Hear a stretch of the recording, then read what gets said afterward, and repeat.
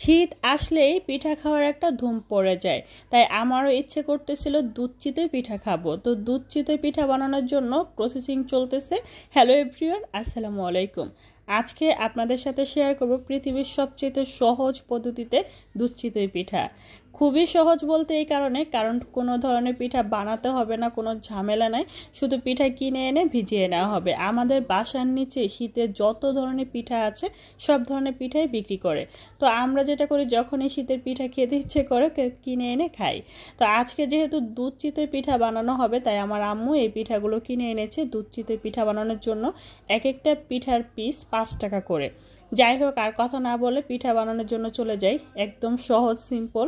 তো এখানে খেজুরের গুড় আর পরিমাণ মতো পানি দিয়ে দিচ্ছে আমার ছোট আন্টি। তো উনি এখন এগুলো জাল করে নিচ্ছে।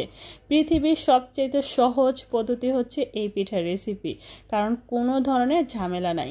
খেজুরের গুড়গুলো ফ্রিজে ছিল, তো ওইগুলো ছোট ছোট করে কেটে তারপরে জাল করে নিচ্ছে। আর অন্য দিক দিয়ে ফ্রোজেন মিল্ক ছিল, সেটাও গরম করে নিচ্ছে।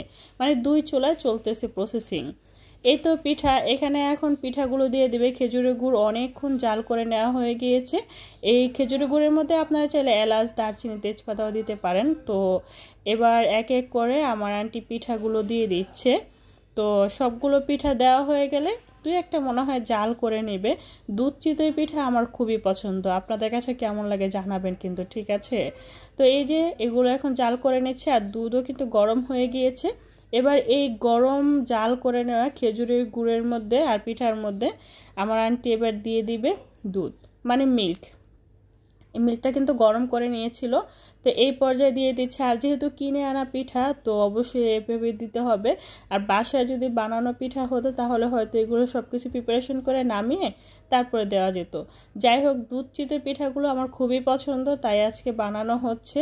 নর্মালি পিঠার খুব একটা আহামরি বানানো আমাদের বাসায় ঝামেলা হয় না। তো দুধ চিতই পিঠাটা মাঝে মধ্যেই করা হয়, তো তাই আজকে আপনাদের সাথে একটু শেয়ার করলাম। তো এই যে এবার সবগুলো দুধ দিয়ে সুন্দর করে আবারও কিছুক্ষণ জাল করে নেবে। তারপরে নাকি সারা রাতের জন্য অপেক্ষা করতে হবে। তো চলুন সারা রাত পরে চলে আসি। সারা রাত পরে দেখি পিঠাগুলো এক একটা ফুলে টইটুম্বর হয়ে গিয়েছে। তো আমি এখন এক এক করে পিঠাগুলো নিয়ে নিচ্ছি। প্রথমে আমি একটু টেস্ট করব যে কেমন হয়েছে। যথেষ্ট ভালো হয়েছে আলহামদুলিল্লাহ, তবে মনে হয় বাসায় বানালে আরও বেশি ভালো হতো। তো এই ছিল আমার শীতের পিঠার একটা ভিডিও। আর পিঠাটা সত্যি পৃথিবীর সবচেয়ে সহজ রেসিপি, তাই না? আশা করবো আপনাদের কাছে ভালো লাগবে। ভালো লাগলে লাইক দিতে ভুলবেন না, চ্যানেলটা সাবস্ক্রাইব করে রাখবেন। আর যারা পেজ থেকে আমার ভিডিওগুলো দেখতেছেন, প্লিজ পেজে ফলো দিয়ে রাখবেন, ঠিক আছে? লাইক ফলো দিয়ে সবসময় সাপোর্ট করবেন। সবাই ভালো থাকবেন, সুস্থ থাকবেন। আল্লাহ হাফেজ।